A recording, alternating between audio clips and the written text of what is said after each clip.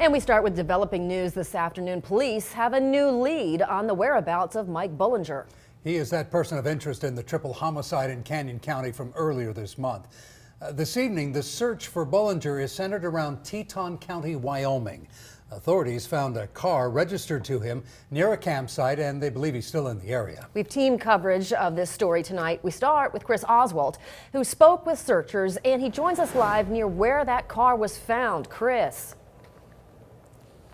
Well, Natalie and Brent Cruz with the FBI, the Teton County, Wyoming Sheriff's Office, along with the Park Service and the Forest Service are searching a campground where that car was found. It is about an hour north of where we are. We are just south of the command center where they have set up the command. There's lots of activity there. They've closed off access to that campground to the public. Law enforcement says that they were actually tipped off to the car by a campground host last Wednesday. They began searching the campground and the surrounding areas pretty much immediately. They do have reason to believe that Bullinger is alive and still hiding out in the forest. He is considered armed and dangerous. Law enforcement has made the public in the surrounding areas aware that he is likely here. They are calling this search a manhunt. They did bring in cadaver dogs. Helicopters are also being aided in the search.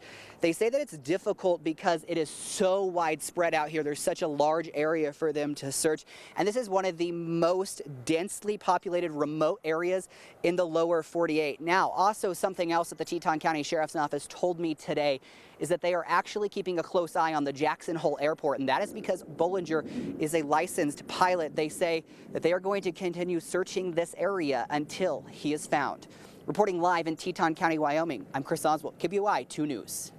Thanks, Chris. And investigators are still trying to figure out exactly what happened outside of that home on KCID Road in Caldwell. KBOI 2's Haley Kramer is live here in our studio to recap what we've learned so far. Haley. Natalie, this all began when investigators found 3 bodies under a tarp outside of the Caldwell home on June 19th.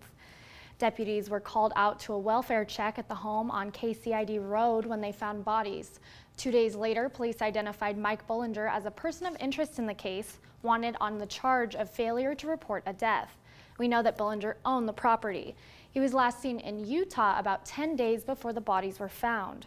In early July, one of the victims was identified as 56-year-old Cheryl Baker, Bullinger's wife. The other 2 bodies have not yet been identified. In the studio, Haley Kramer, KBOI 2 News. Haley, thank you, and we will continue to follow this story closely on air and online. As soon as we get word of any new developments, we'll make sure to update our website, idahonews.com, plus our social media pages. And there's no better way to find out about news as it breaks than on the KBOI 2 News mobile app.